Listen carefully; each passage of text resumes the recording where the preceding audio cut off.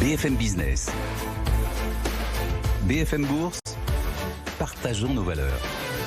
Chaque jour, en effet, l'investissement responsable a son rendez-vous sur BFM Business, c'est à 16h20. Partageons nos valeurs et chaque lundi, on vous présente les performances de notre portefeuille BFM Responsable. Ça se passe bien, notre portefeuille BFM Responsable a encore surperformé le reste du marché la semaine dernière, comme la semaine d'avant, comme depuis le début de l'année, et comme l'an dernier, et comme même l'année d'avant. Notre portefeuille constant dans la surperformance. Alban Préaubert vient de nous rejoindre, l'un des 3 co-gérants de ce portefeuille. Bonjour Alban. Bonjour. Alban Préaubert pour Sycomore AM. Alors on va parler des performances de notre portefeuille, d'une quinzaine de valeurs, on le disait, toutes éligibles aux critères de l'ISR. Juste avant, un mot de l'investissement responsable au global. Et son impact peut-être pour les ETI. C'est une journée spéciale aujourd'hui sur BFM Business consacrée aux entreprises de taille intermédiaire.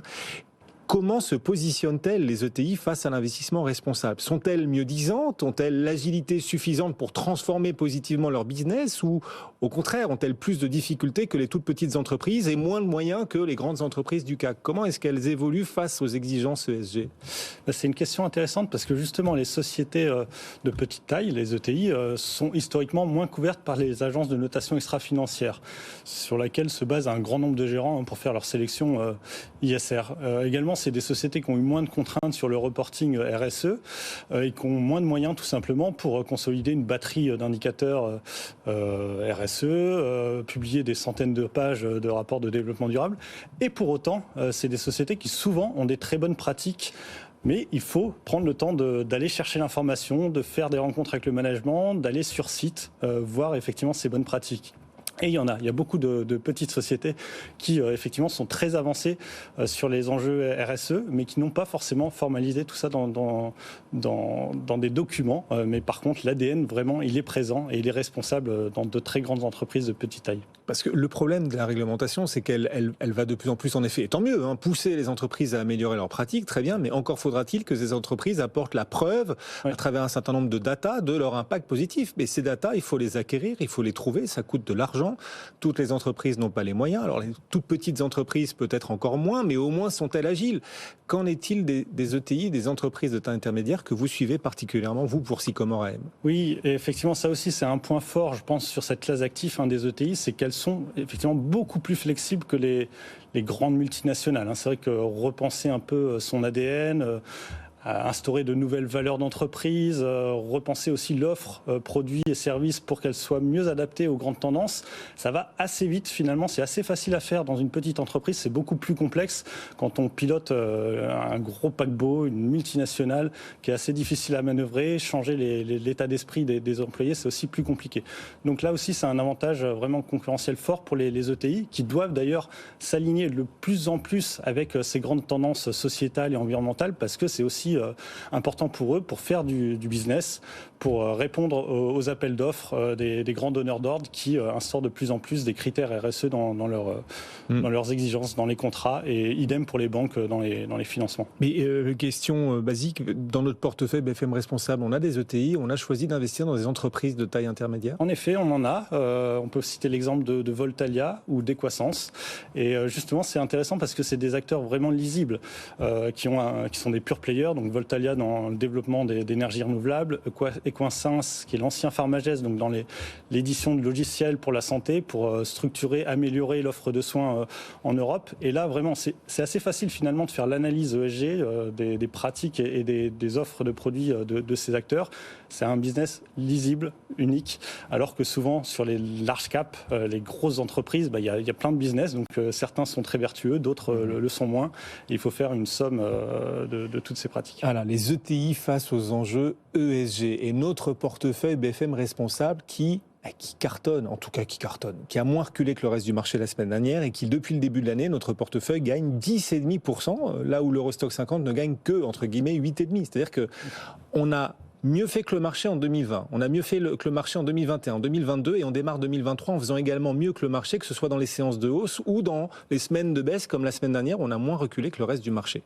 Comment est-ce qu'on l'explique ça, Alban ? Bravo, bravo aux 3 co-gérants, Alban, Frédéric Rosier pour Mirabeau et Guillaume Chalouin pour Mescart. Le talent de nos partenaires chez Mirabeau et chez Mescart, mais également la valeur ajoutée de l'ISR, on est vraiment tous convaincus de la valeur ajoutée de l'alpha qui est capable de créer l'analyse des critères critères extra-financiers. Et voilà, j'espère que ce portefeuille responsable en témoigne et continuera à en témoigner en tout cas. La semaine dernière, les moteurs à la hausse, les moteurs de la surperformance en tout cas du portefeuille par rapport au reste du marché, c'était SPI qui a progressé de 2%, qui est présent dans notre portefeuille. Air Liquide aussi a gagné quasiment 2%.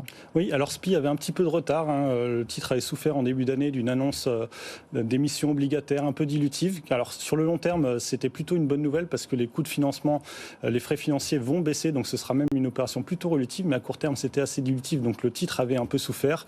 Air Liquide, pareil, c'est un peu des mouvements techniques finalement parce qu'on sait que l'IN 2 va être retiré de cote et pas mal d'acteurs qui souhaitent jouer le secteur des gaz industriels, qui est un secteur prometteur, se repositionnent aussi sur Air Liquide, donc c'est positif ça a été positif pour la valeur, ça devrait continuer à soutenir le titre dans les prochaines semaines. Puisque l'IN 2 va quitter le DAX, c'est l'annonce de la semaine dernière. Exactement, et c'est vrai que c'est un beau business, que ce soit l'IN 2 ou Air Liquide, beaucoup de pricing power, une industrie en croissance, donc intéressant de se positionner sur ces acteurs. Et donc deux valeurs qui surperforment au sein de ce portefeuille virtuel, on le rappelle, d'une quinzaine de valeurs toutes éligibles aux critères d'investissement responsable. Vous pouvez retrouver la composition précise du portefeuille bien sûr dans le replay de nos échanges et sur notre site BFM Bourse, BFM Business, des valeurs qui en plus présentent l'avantage pour la plupart d'entre elles d'être éligibles au PEA pour bénéficier de l'avantage fiscal du PEA. Vous avez quand même, vous êtes opportuniste, vous avez beau faire de l'investissement responsable, vous n'en restez pas moins opportuniste et des investisseurs agiles. Vous avez choisi la semaine dernière de sortir ASML du portefeuille, ASML qui avait bien performé, vous avez choisi de prendre des bénéfices. Très bien. Et vous venez nous annoncer un autre changement au sein du portefeuille, une autre valeur va le quitter ce portefeuille cette semaine. Oui, alors c'est la même logique, on prend des profits sur L'Oréal cette fois-ci, donc les fondamentaux de la société restent magnifiques, mais néanmoins on a était plutôt pertinent dans notre market timing. On a rentré la valeur en octobre, elle a bien performé depuis, notamment avec la sortie de la politique zéro Covid en Chine, qui a un peu poussé les valeurs exposées au luxe.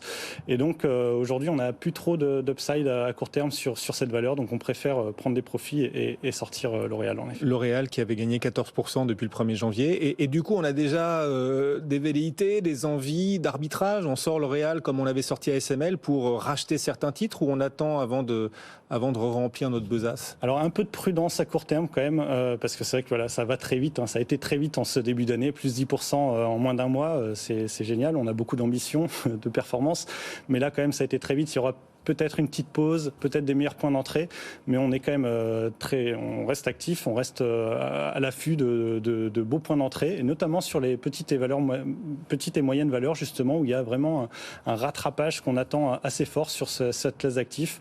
On regarde des dossiers comme ALD par exemple, on en débat, mais c'est possible qu'on remplace ces lignes de cash, ces deux lignes de cash par des futures valeurs dans les prochaines semaines. En attendant une petite consolidation de marché pour re-rentrer dans les meilleures conditions, c'est l'idée. Voilà, c'est un peu notre point de vue. Ouais, la hausse en ligne droite mériterait une respiration un peu plus nette que celle de la semaine dernière. On espère qu'elle ne sera pas violente, mais en tout cas, c'est vrai que ça a été vite. Alban Préaubert, Sycomore Asset Management, qui nous accompagne donc sur la cogestion de ce portefeuille BFM responsable. Merci beaucoup Alban d'être passé nous voir. Merci. Et on rappelle la surperformance. Depuis le début de l'année, notre portefeuille gagne 10,4%, alors que l'Eurostoxx 50 gagne 8,5%. Bon retour Alban. Dans un instant, on va se rebrancher à la séance du jour, rejoindre notre analyste technique. Le CAC 40 gagne 0,1%, puis on parlera aussi crypto, notre club BFM Crypto. Ce sera juste après la pause, dans moins de 2 minutes. À tout de suite.